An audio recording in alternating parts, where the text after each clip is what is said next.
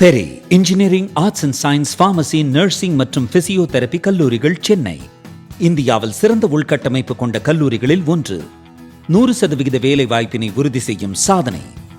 ஆயிரக்கணக்கான பிற கல்லூரி மாணவர்களுக்கும் வேலை தந்த பெருமை. பெரி, எங்கள் கண்களில் உங்கள் கனவுகள். 7 தலைமுறைகள் பாரம்பரியமிக்க ஒரே சித்த மருத்துவ ஸ்தாபனம் சேலம் சிவராஜ் சித்த வைத்தியசாலை. இப்பொழுது சேலம், ஈரோடு, சென்னை, ஹொசூர், திருப்பத்தூரில் தினசரி மருத்துவரை சந்திக்கலாம். தொடர்புக்கு 9842722500. விவசாயி, என்ஜினியர், அவங்க பசங்களுக்கு ஒரு best college AAA college of engineering and technology, Sivakasi. Counselling code 4680. Call 9944046643. Doctor Niranjan, வணக்கம். இணைப்பில் இருக்கீங்களா? I am audible to you, sir. Dr. Niranjan, I am audible to you, sir. Yes, sir. Of course, sir. Very good morning, sir. This is Rangaraj Pandey here from Chanakya Television, sir. Jai Hind, sir. Jai Hind, sir. Same to you, sir. Thank you very much, sir. Sir, இன்றைய பொழுது இந்திய பாதுகாப்புக்கு எவ்வளவு முக்கியமானது? நம்முடைய defence expert doctor Ranjan, உங்கள்கிட்ட என்னுடைய கேள்வி. நேற்று ராத்திரி 1:44 பாகிஸ்தான்லயும், பாகிஸ்தான் ஆக்குபைடு காஷ்மீர்லயும் வந்து தாக்குதல் நடந்திருக்கு. தாக்குதல் நடத்தி முடிச்சாச்சு. நம்ம வந்து one time attack, at a time 9 பிளேசஸ்ல அட்டாக் பண்ணி முடிச்சிட்டோம். வெரி சூனர், ரொம்ப சீக்கிரமே நம்ம வந்து ஒரு டிஃபென்ஸ் சைட்ல இருந்து ஒரு பிரீஃபிங் எதிர்பார்க்கிறோம், அபிஷியலான அனௌன்ஸ்மெண்ட்ஸ் எதிர்பார்க்கிறோம். How significant this day was, Dr. Niranjan? கிட்டத்தட்ட 1947 முதல் இன்று வரை இந்தியா பாகிஸ்தான் வரலாற்றில், அதுவும் ப்ராக்சி வார் என்று தீவிரவாதம் பாகிஸ்தான் தொடங்கிய நாள் முதல் இன்று வரை, இந்த நாள் வந்து ஒரு குறிப்பிட்ட நாளாக இருக்கும்.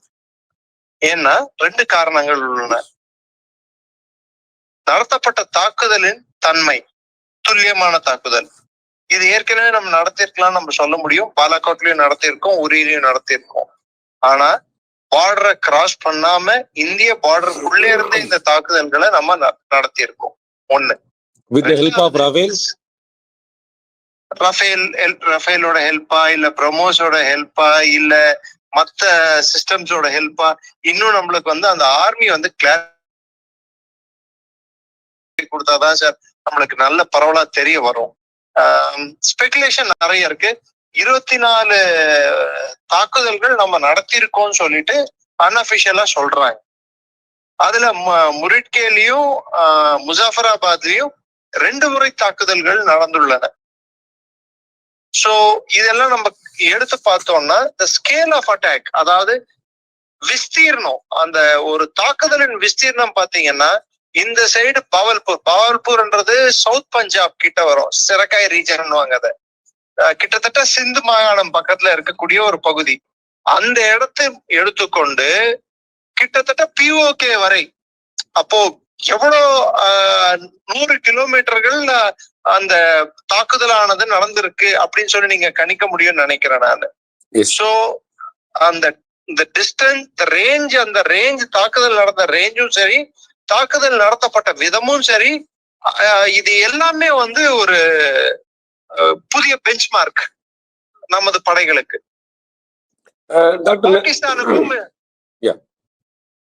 நீங்க சொல்லுங்க டாக்டர் நிரஞ்சன். இந்த முக்கியமான விஷயமா பார்க்கும்போது முப்படைகளும் இணைஞ்சு பண்ணாங்க அப்படின்னு பாக்குறோம். இதற்கு முன்னாடி உள்ள நம்ம சர்ஜிக்கல் ஸ்ட்ரைக்ல வந்து நம்ம பார்த்தது வந்து எய்தர் அது வந்து அது நம்முடைய தரைப்படையா இருக்கலாம், அல்லது வந்து ஏர்ஃபோர்ஸா இருக்கலாம். அந்த மாதிரி வந்து 2ல ஏதாவது பண்ணாங்க. இப்ப நம்ம வந்து இந்த முப்படைகளும் இணைஞ்சு ஆஃப்டர் 1971 சொல்லும் போது இதுல வந்து நேவியோடைய ரோல் என்னவா இருக்குது? நம்ம வந்து தென் இதற்கு முன்னாடி வந்து POK மட்டுமே இருந்தோம். திஸ் டைம் வந்து பாகிஸ்தானுக்குள்ளேயே நம்ம டைரக்டா அட்டாக் பண்ணிருக்கிறோம்.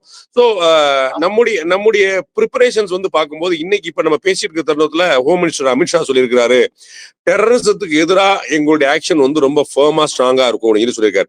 அப்ப நம்ம இன்னமும் நம்ம வந்து டெரரிஸ்டத்தோட நிப்பாட்டி லிமிட் பண்ணி நம்மளை வந்து செல்ஃப் ரெஸ்ட்ரைன் சொல்லுவோம். நம்ம வந்து கடுமையான சுய கட்டுப்பாடு, நம்ம வந்து பயங்கரவாதிகளை தாண்டி நம்ம வந்து ஒரு பிஃபிட்டிங் ரெஸ்பான்ஸ் டு டெரர் நம்ம கொடுப்போம் அப்படின்னா, அது பயங்கரவாதத்தை தாண்டி போக மாட்டோம். சிவிலியனுக்கோ, ஆர்மிக்கோ, மற்ற இடங்களுக்கு எந்த ஒரு பப்ளிக் யூட்டிலிட்டிக்கோ எந்த மாதிரி பிரச்சனையும் வந்துடக்கூடாதுங்கிறதுல நம்ம வந்து அவ்வளவு செல்ஃப் ரெஸ்ட்ரிக்டடா இருக்குமா? இது பாகிஸ்தானுக்கு புரியுமா? பாகிஸ்தானுக்கு புரியுமான்னா அது ஒரு $1 மில்லியன் கொஸ்டின் சார். அவங்களுக்கு எப்பயுமே புரிந்ததில்லை. புரிந்திருந்தால் 26 இந்தியர்களை, அதுவும் ஒரு சுற்றுலா சென்றவர்களை தாக்கி இருப்பார்களா? சோ அவர்களுக்கு புரியாது. ஆனால் நமக்கு புரிந்தது என்னவென்றால், பாகிஸ்தான் பொதுமக்களை தாக்கக்கூடாது என்று நம் அரசுக்கு புரிந்திருக்கிறது. பாகிஸ்தான் ராணுவத்தை தாக்கினாலோ ராணுவ தளவாடங்களை தாக்கினாலோ அது வந்து அடுத்த கட்ட போருக்கு இது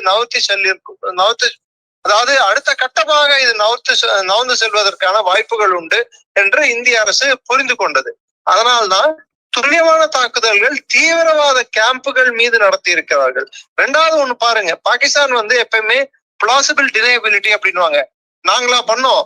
ஐயோ நாங்க பண்ணலையே, அவங்க எல்லாம் சுதந்திர போராட்ட வீரர்கள், அவங்க சுதந்திரத்துக்காக முஜாஹிதீன்கள், இப்படி அவங்க சொல்லிட்டு இருந்த பொய்கள் இன்று முறியடிக்கப்பட்டுள்ளன. இப்போ திருப்பி அவங்க வந்து நாங்க முஜாஹிதீன் எங்க நிலத்துல இல்ல, ஹஃபீஸ் சயீதுக்கு எங்களுக்கு சம்பந்தம் இல்லைன்னு எதுவுமே சொல்ல முடியாது அவங்களால. So they have no face to hide. எங்க போய் அவங்க மூஞ்சியை வச்சு மறைச்சிப்பாங்க? They are exposed completely. அதனால இந்திய அரசு எடுத்திருக்கிற நிலைப்பாடானது இது ஃபர்ஸ்ட் ஸ்கேல், தீவிரவாதிகளை குறிவைத்து தாக்குவதுன்றது ஃபர்ஸ்ட் ஸ்கேல். நெக்ஸ்ட் பாகிஸ்தான் வந்து இந்தியாவோட மக்கள் இருக்கும் பகுதிகளையோ இல்லை ராணுவ தளவாடங்களையோ தாக்க நேரிட்டால் நமது பதிலடியானது பாகிஸ்தான் ராணுவ தளவாடங்கள் மீதும் பாகிஸ்தான் மிலிட்டரி இண்டஸ்ட்ரியல் காம்ப்ளெக்ஸ் மீதும் நடக்கிறதுக்கான வாய்ப்புகள் உண்டு. எஸ்கலேஷன் லேடர்னு சொல்லுவோம் சார். இது ஃபர்ஸ்ட் ஸ்டெப்.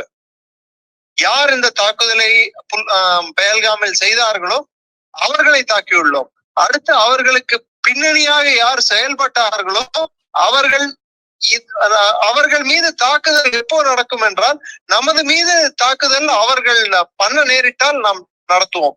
இப்போ குறிப்பிட்டு அவங்களோட ஏர்கிராஃப்ட் ஃபைட்டர்ஸ் எல்லாத்தையும் ஸ்கிராம்பிள் பண்ணிட்டு இருக்காங்கன்ட்டு நிறைய இன்ஃபர்மேஷன் வந்துட்டு இருக்கு.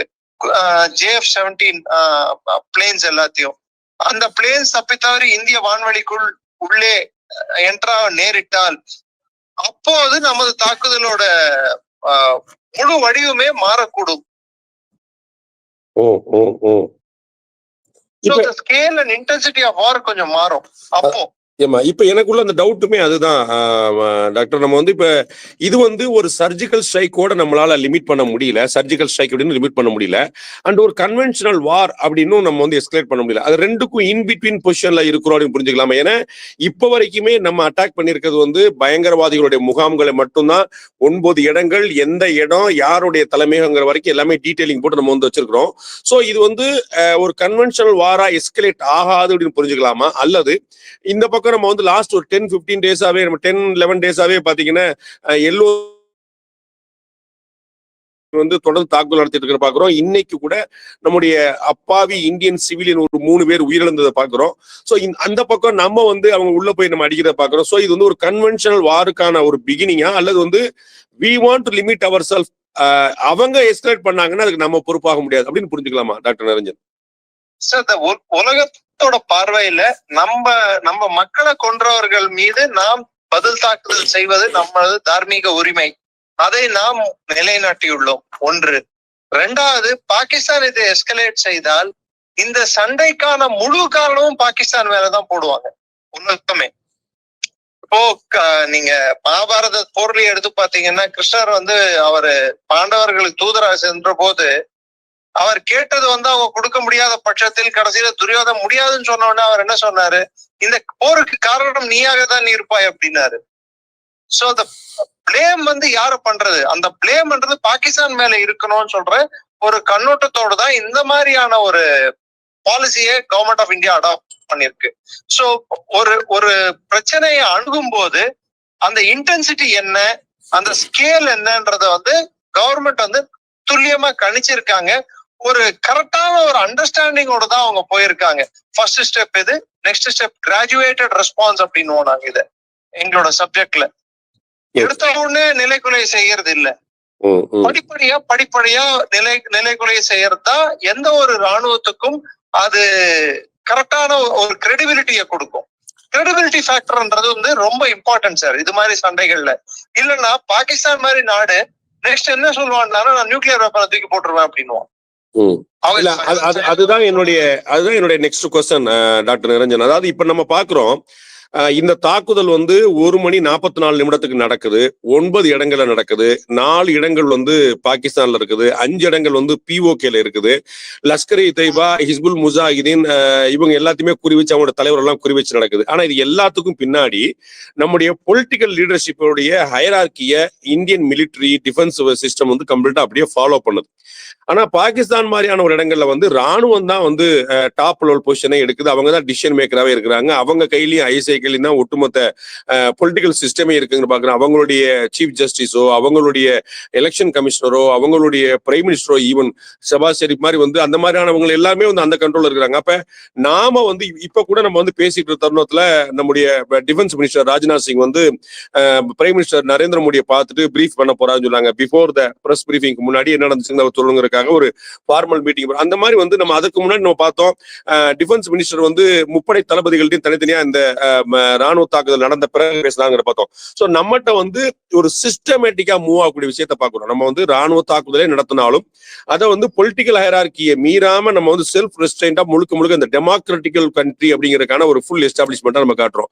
வேற Pakistan as you rightly said, அவங்க வந்து திருப்பி அவங்க வந்து இந்த பூச்சாண்டி கட்டி இருக்கிற மாதிரி நாங்கெல்லாம் அணு ஆயுத நாடு, நாங்கெல்லாம் இதை வந்து சும்மா ஷோகேஸ் பொம்மையா வச்சுக்கல, எங்களுக்கு ஒரு அழிவு நடந்துச்சுன்னா உலகத்துல ஒருத்தர் கூட எடுக்க முடியாது, அந்த மாதிரியான விஷயங்களை பண்றது வந்து how seriously we have to take, doctor Niranjan?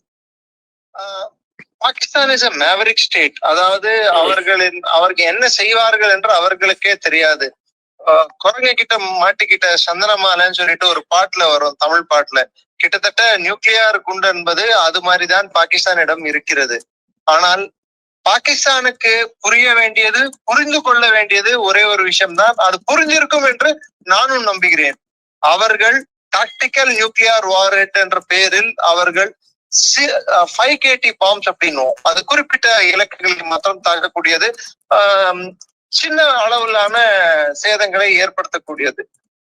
அந்த குண்டுகளை அவர்கள் வீசினாலோ, அவர்கள் இந்தியா மீது அதை வைத்து தாக்குதல் செய்ய நேரிட்டாலோ, அதற்கு பதிலடியானது பாகிஸ்தான் எதிர்பாராத விதமாக இருக்கும்.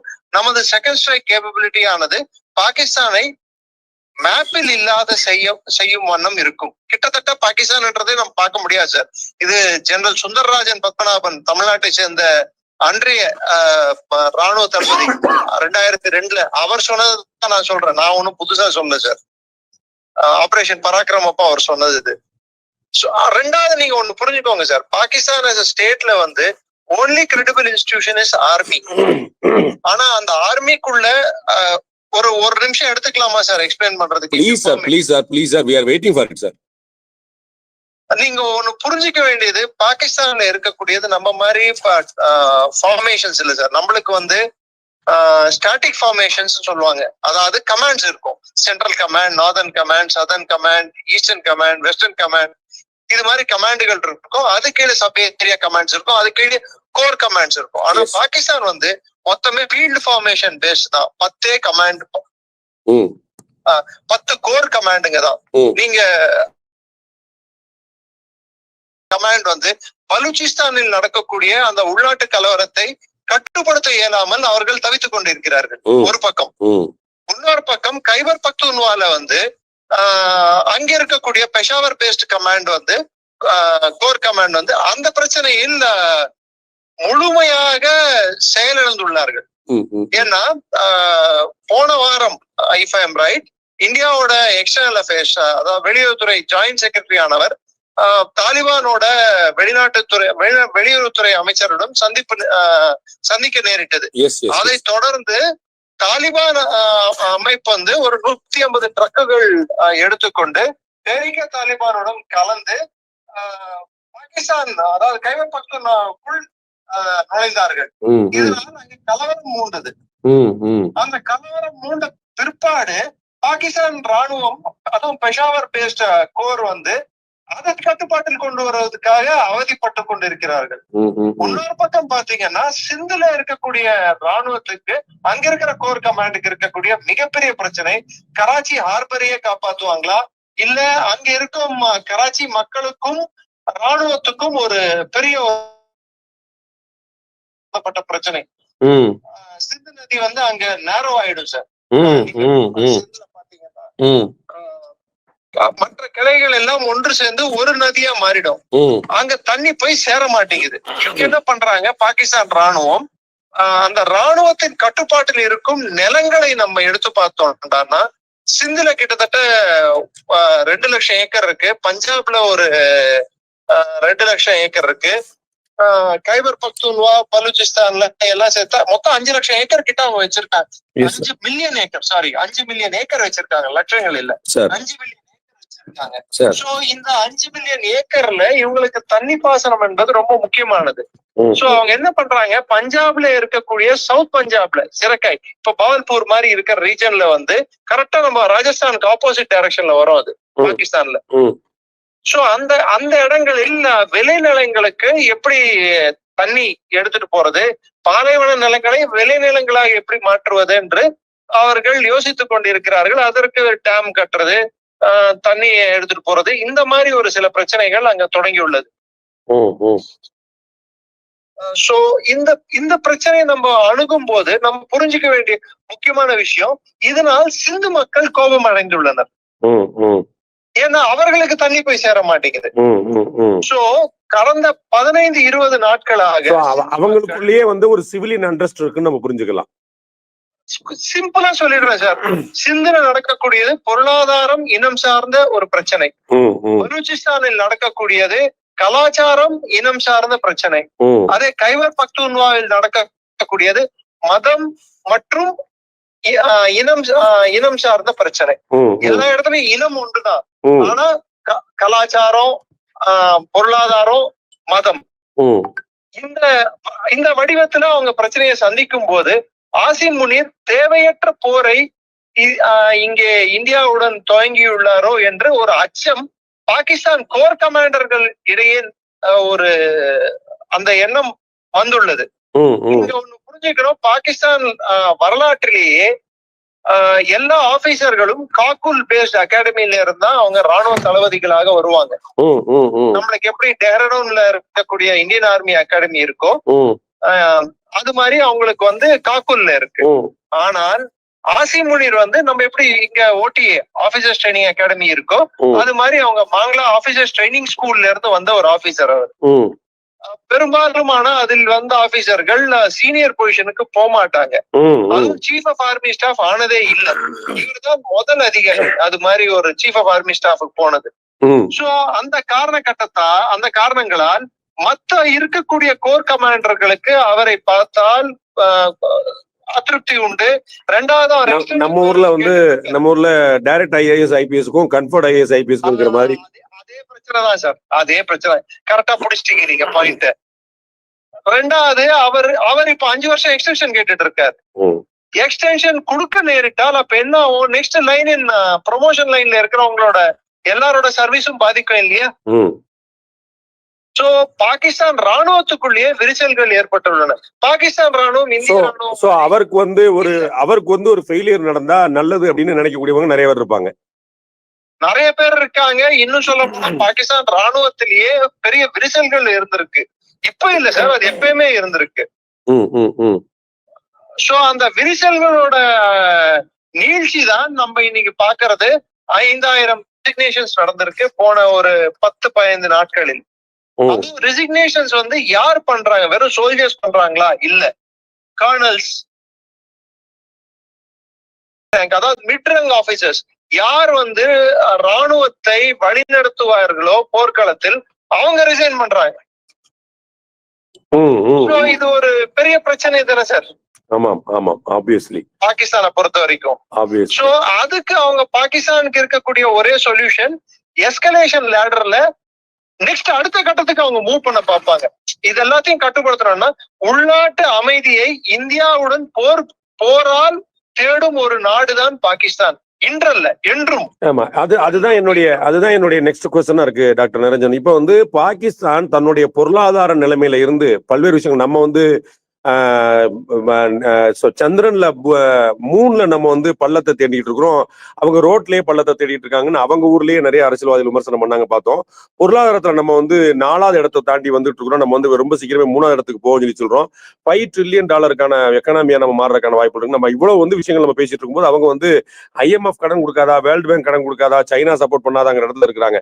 அந்த மாதிரி நீங்க சொன்னது போல மிலிட்டரியில problem, civic issues, civil issues and இனக்குழுக்களுக்கு இடையில தகராறு. ஆனா இதுக்கு எல்லாத்துக்கும் ஒருங்கிணைக்கிற ஒரே புள்ளியா இந்திய எதிர்ப்பு அப்படிங்கிற ஒண்ணு இருக்குது. ஆன்டி இந்தியன் மோட் அப்படிங்கிறதுக்குள்ள வந்துட்டாங்கன்னு அது வந்து பாகிஸ்தானுடைய பிரச்சனைகளுக்கெல்லாம் ஒரு சர்வரோக நிவாரண மாதிரி வந்து அவங்க கொண்டு வராங்க.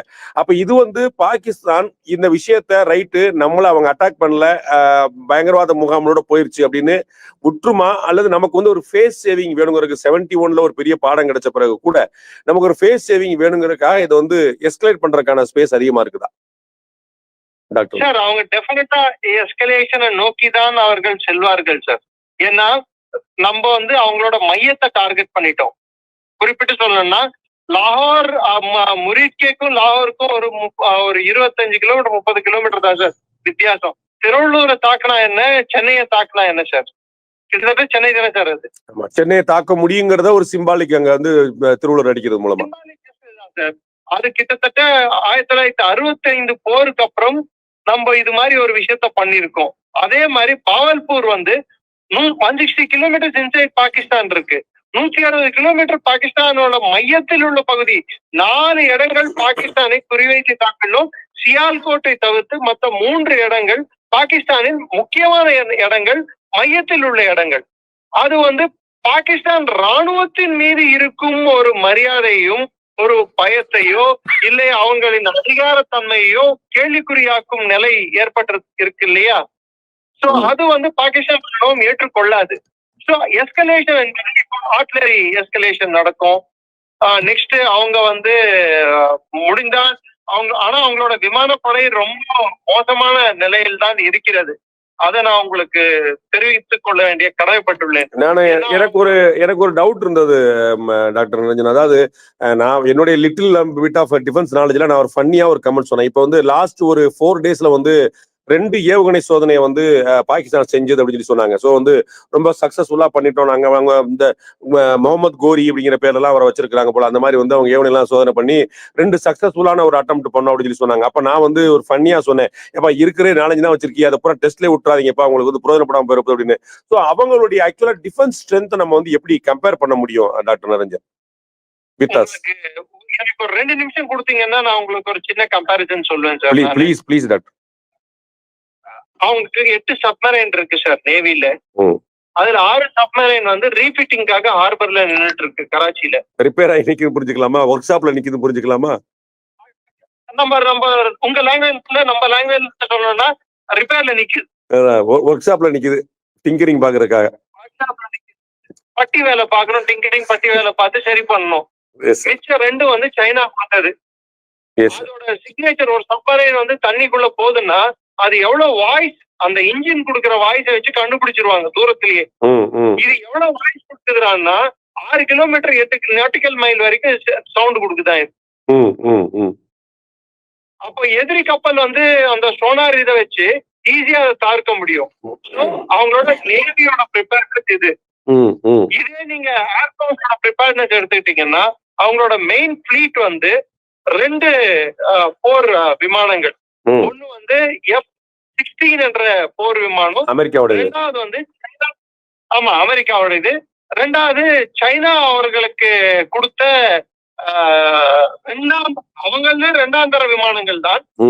ஏன்னா சைனா ப்ராடக்ட்டுக்கு வாரண்டி கேரண்டி எதுவும் நம்ம கொடுக்கறது இல்ல. அது எனி ப்ராடக்ட், எந்த ப்ராடக்ட்டுமே கொடுக்க முடியாது. அதுல JF-17 என்ற விமானங்கள் அதுல பிளாக் 1, பிளாக் 2, பிளாக் 3 3 பிளாக் கொடுத்திருக்காங்க. அதுல பிளாக் 3 என்பது வந்து 45 விமானங்கள். பிளாக் 1 அண்ட் பிளாக் 2 வந்து கிட்டத்தட்ட ஒரு 150 முதல் 160 விமானங்கள், மொத்தம் 200 விமானங்கள் இருக்கு. இதுல பிரச்சனை என்னன்னா பிளாக் 1 அண்ட் பிளாக் 2 வந்து பர்மாக்கும் கொடுத்திருந்தாங்க, அதாவது மியான்மருக்கும் கொடுத்திருந்தாங்க. மிட்டார்லயே அதோட இன்ஜின் நின்று போறது, மிட்டார்ல இன்ஜின் ஃபங்க்ஷன் கட் ஆஃப் ஆயிடுறது, இது மாதிரி பிரச்சனைகள் நிறைய சந்திச்சாங்க. சோ அவங்களோட மொத்த அந்த JF-17 ஃபிளீட்டையே கீழே இறக்கிட்டாங்க மியான்மர். இது மாதிரி விமானங்கள் பாகிஸ்தானிலும் உள்ளது. அடுத்து நீங்க பார்க்க போறது பிளாக் 3 விமானம். அதுல எய்சார் ரேடார்னு ஒரு ரேடார் இருக்கு. அந்த ரேடாரோட கேப்பபிலிட்டி என்னடான்னா 100 கிலோமீட்டர் வரை எந்த ஒரு அச்சுறுத்தக்கூடிய இன்னொரு நாட்டின் விமானம் வந்தால் 100 கிலோமீட்டர் வரை அது கணிக்க முடியும்.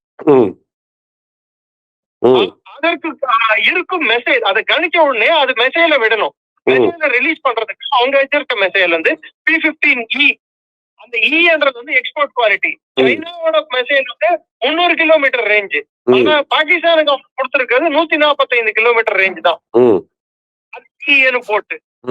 ஆனா ரேடார் அதுல இருக்கிறது வந்து 100 கிலோமீட்டர் ரேடாரு. மெசேஜ் இருக்கிறது வந்து 145 கிலோமீட்டர் இருக்கு. அதாவது நான் பார்க்கக்கூடியது வந்து 100 கிலோமீட்டர் வரைக்கும் தான் என்னால பார்க்க முடியும். 145 கிலோமீட்டர் வேலை பார்க்க முடியும். சப்போஸ் இந்தியாவோட ஒரு விமானமானது 100 கிலோமீட்டர் 101 கிலோமீட்டர்ல இருக்குங்க, அந்த ரேடாருக்கு தெரியாது. 101 கிலோமீட்டர்ல இருக்கக்கூடிய விமானத்தை தாக்க முடியும். ரேடாரும் மெசேஜ் லாக் ஆகலன்னா விமானத்தை தாக்க முடியாது. கிட்டத்தட்ட மெசேஜ் இருந்தும் இல்லாத மாதிரிதான். இது HQ-9 சொல்லக்கூடிய நம்மளுடைய anti ballistic missile defence system நம்மிடம் இருக்கிறது. அது வந்து பாகிஸ்தான் இந்தியாவை நோக்கி வர எந்த ஒரு விமானம் ஆகட்டும், எந்த ஒரு ஏவுகணை ஆகட்டும், வான்வெளியிலேயே அது தாக்கக்கூடும். ஒரு மெசைல் சிஸ்டம்.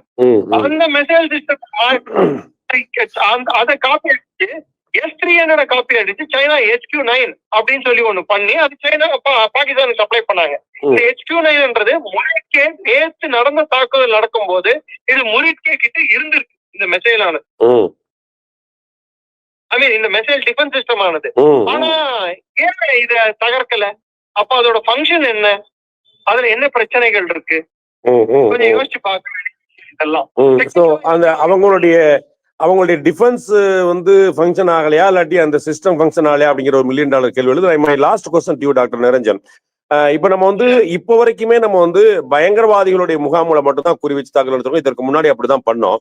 பட் பயங்கரவாதத்துக்கு பின்னாடி பாகிஸ்தான் தான் இருக்குங்கிறது குழந்தைக்கு கூட தெரிஞ்ச ஒரு குளோபல் ட்ரூத்தா இருக்குது. இப்ப இருக்கக்கூடிய அட்டாக்கள் மூலமா வந்து 9 இடத்துல நம்ம வந்து அட்டாக் பண்ணிருக்கோம். ஆனா கிட்டத்தட்ட ஒரு 60-70 லான்ச் பேட்ஸ் இருக்குன்னு சொல்லி சொல்றாங்க. இந்த பயங்கரவாதிகளுக்கான முகாம்கள் வந்து அக்ராஸ் POK அண்ட் பாகிஸ்தான்ல வந்து நிறைய 60-70 இடங்களுக்கு மேல இருக்குன்றாங்க. சோ இந்த மாதிரியான சர்ஜிக்கல் ஸ்ட்ரைக்ஸ், ப்ரிசைஸ் ஸ்ட்ரைக்ஸ் வந்து நம்ம இன்க்ரீஸ் பண்ணிட்டே இருக்க போறோமா? பாகிஸ்தானுக்கு வந்து இது போன்ற விஷயங்கள் மூலமா ஒரு பாடம் கற்பிச்சிட முடியும்னு நம்ம நம்ப முடியுமா? சார், பொலிட்டிவ் மெஷர்ஸ்ன்றது நம்ம கொடுக்காம இருந்த பட்சத்தில் நான் இதை கண்டிக்கிறேன், வன்மையா கண்டிக்கிறேன் அப்படின்னு சொல்லிட்டு இருக்கிற வரைக்கும் பாகிஸ்தான் கேட்கல. சோ ஃபர்ஸ்ட் உரி என்ற ஒண்ணுத்தை பண்ணி காட்டணும். ரெண்டாவது நெக்ஸ்ட் ரூபிகான், அதாவது ஒவ்வொரு பவுண்டரியா நம்ம கிராஸ் பண்ணிட்டு வரோம், ஒவ்வொரு படியா நம்ம எஸ்கலேட் பண்ணிட்டு வரோம். முதல்ல நம்மளோட ராணுவ வீரர்களை அனுப்பி ஒரு கமாண்டோ யூனிட் அனுப்பி தாக்குதல் நடத்தணும். அடுத்த கட்டமா நம்மளோட பிளேன்கள், பாலாகோட் என்பது பாகிஸ்தானின் நிலப்பரப்பில் இருக்கும் பகுதி, அது வந்து POK-யில் இருக்கும் பகுதி அல்ல, அதை தாக்கணும். இப்போ 100 கிலோமீட்டர்கள் தள்ளி இருக்கும் 9 கிட்டத்தட்ட பாகிஸ்தானுடைய மையப்பகுதினே சொல்லலாம், ஹார்ட் ஆஃப் பாகிஸ்தானே சொல்லலாம். கிட்டத்தட்ட அங்க போய் அவ்வளவு பக்கத்துல போய் பாகிஸ்தான். பிளஸ் நீங்க ரேஞ்ச் எடுத்து பாருங்க சார், அது கிட்டத்தட்ட பாவல்பூர் எங்க இருக்கு, POK-ல இருக்கக்கூடிய கோட்லியும் அதெல்லாம் எங்க இருக்கு, 100 கிலோமீட்டர்கள் ரேஞ்சில நம்ம தாக்கி இருக்கோம். சோ இது எதை குறிக்குதுன்னா, நாளைக்கு POK-ல இருக்கக்கூடிய 41 ட்ரைனிங் கேம்பா இருந்தாலும் சரி, இல்ல நீ இஸ்லாமாபாத்ல ISI ஹெட் குவார்டர்ஸ்லயே வச்சிருந்தாலும் சரி, if we require we will attack you. Yes, there must be punitive measure. There must be. நாங்க படிக்கிறது வந்து ஒரே ஒரு விஷயத்தை மாத்திரம் சொல்லிடுறேன் sir. Please pardon. Please sir, it's our pleasure sir. We are waiting to listen to you sir. There is something called as cause and cost. இது நேரிட்டால் இதற்கு என்ன விலை, நீ ஒரு பிரச்சனையை பண்ணா இதுக்கு என்ன விலை நீ கொடுக்க வேண்டியது இருக்கும். நியூட்டன்ஸ் தேர்ட் லா, கிட்டத்தட்ட அதுதான். For every action there is equal and opposite reaction. நீ இது பண்ணா இந்த விளைவு இப்படி இருக்கும்னு சொல்றதுதான் அத காஸ் அண்ட் காஸ்ட்னு சொல்லலாம். நீ இது இன்னொன்னு கடைசியா ஒரே ஒரு பாயிண்ட், பாகிஸ்தான் நாளான்னைக்கு அதாவது வெள்ளிக்கிழமை என்று 9ஆம் தேதி IMF அப்ளை செய்ய போகிறது அவர்களோட 24வது லோனுக்காக. உலகத்துல இந்த நாடுக்கு 24 லோன் கொடுத்தது இல்ல, கொடுக்குறாங்க. 24வது லோனுக்கு அப்ரோச் செய்ய போறாங்க. இந்த சூழ்நிலையில் அவர்கள் இந்த சந்தையை அடுத்த கட்டத்துக்கு நகர்த்துவார்களா? அப்படி நகர்த்தினால் பாகிஸ்தானோட இன்றைய பொருளாதார நிலைமை, அவர்களிடம் இருக்கும் கையிருப்பு என்பது வெறும் $10 பில்லியன், அதுவும் இங்கே அங்கே பிராய்ந்து கடன் வாங்கி சேர்த்து வச்சிருக்காங்க. அதுவும் பெட்ரோல் டீசலுக்கே போதுமான்னு தெரியாது சார். அவங்களோட ஏவியேஷன் ஃபியூயல் 3 நாளைக்கு தான் சார் இருக்கு. உங்களுக்கு இன்னொரு அடிப்படையா சொல்றேன், ஏன் மோடி டிலே பண்ணாரு நீங்க கேக்குற நிறைய மேதாவிகள் இருக்கிறதுனால், சாரி ஃபார் மை லாங்குவேஜ், இருக்கிறதுனால் ஒரு நாளைக்கு பாகிஸ்தான் ரூபாயில் அவர்களுக்கு ஆன செலவு என்ன எவ்வளவு தெரியுங்களா சார்? இந்த 15 நாள்ல அலர்ட் இருக்கிறது மட்டும் 11,000 கோடி சார் ஒரு நாளைக்கு. அப்ப 15 நாளைக்கு நீங்க கணக்கு போட்டு பாருங்க எத்தனாயிரம் கோடி அப்ப செலவு பண்ண வேண்டியதா போச்சு சார். 2வது தண்ணி இல்ல, 3வது வெஜிடபிள்ஸ் வர மாட்டேங்குது, அதாவது உங்களுக்கு காய்கறிகள் இல்ல. இது மக்கள் நடுவுல அதிருப்தி ஏற்படுத்தாதா ராணுவத்தின் மீது? இது பாகிஸ்தானை பல்வேறு திசைகளில் இருந்து அவர்களின் பொருளாதார குறவழியை நெருக்கும் வண்ணம் செயல்பட்டோம். அவர்களின் ரீதியாக மற்ற நாடுகளில் அவர்களுக்கு இருக்கும் நட்பை நாம் கொஞ்சம் நிலை குலைத்து. இன்னமும் சைனாவுடைய பாசம் இன்னும் போலதான் தெரியுது. நம்ம இன்னைக்கு கூட சைனா இன்னைக்கு இப்ப நம்ம பேசிட்டு இருக்கும்போது ஒரு பிரஸ் ரிலீஸ் கொடுத்துருக்காங்க. அதுல டெரரிசத்தை எனி ஃபார்ம் ஆஃப் டெரரிசம் நாங்க எதிர்க்கிறோம். 1. 2வது இந்த மாதிரியான விஷயங்கள் எஸ்கலேட் ஆகக்கூடாது. அண்ட் இந்தியாவுடைய அட்டாக் ரிக்ரெட்டபிள் அப்படிலாம் சொல்லியிருக்காங்க. சோ அவங்களுடைய பாசம் அந்த பக்கம் தான் போய் நிற்கும் போலதான் தெரியுது நமக்கு. சார், சைனாவோட லாங்குவேஜ் நீங்க நல்லா ஒத்து கவனிச்சீங்கன்னா கண்டிக்கிறோம் இல்ல, ரிக்ரெட்டபிள். ரிக்ரெட்டபிள் வருத்தமா இருக்கு. ஒரு அது ஒரு சரியான கண்டனமா நம்ம எடுத்துக்க முடியாது. எந்த நாடுமே இத பாகிஸ்தான் பண்ணது சரின்னு சொல்லவும் இல்ல. எல்லா நாடுகளுமே ரீசெண்டா கொடுத்த எல்லா ஸ்டேட்மெண்ட்லயும் நீங்க ஒரு காமன் த்ரெட் பாத்தீங்கன்னா ஜம்மு அண்ட் காஷ்மீர் என்ற ஸ்டேட் சொல்லியிருக்காங்க தவிர்த்து டிஸ்பியூட்டட் டெரிட்டரியோட பேரை யாரும் எடுக்கவில்லை. டோன்ட் யூ திங்க் மோடி அரசாங்கத்தின் பெரிய இத மீடியா ஏன் எடுத்து சொல்ல மாட்டேங்கிறாங்க, குறிப்பிட்டு தமிழ் மீடியால எனக்கு ஒரு சின்ன கருத்து வேறுபாடும் உண்டு, கவலையும் உண்டு சார். ஒரு இந்திய பிரஜையா ரெக்ரெட் பண்றீங்க? கஷ்டம் இருக்கு சார். நான் படிச்ச டிஃபென்ஸ் ஸ்டடி சார், நான் அதுலதான் இருக்கேன். ஒரு இந்தியனா எனக்கு இருக்கக்கூடிய ஆதங்கம் தான் சார் இது. உங்களுக்கும் இருக்கும்னு நினைக்கிறேன் sir. 100% sir. Perfectly sir. Sir, thank you very much sir. Doctor Niranjan, thank you very much. So nice of you. இவ்வளவு நேரம் உங்களுடைய கருத்து, உங்களுடைய பாயிண்ட் ஆஃப் வியூ அண்ட் அங்க இருக்கக்கூடிய நிலைமை அந்த அடுத்த கட்டமா நடக்கும் அவ்வளவு டீட்டெயிலா சொன்னீங்க. So nice of you. Jai Hind sir. Jai Hind sir. Thank you sir. Thank you.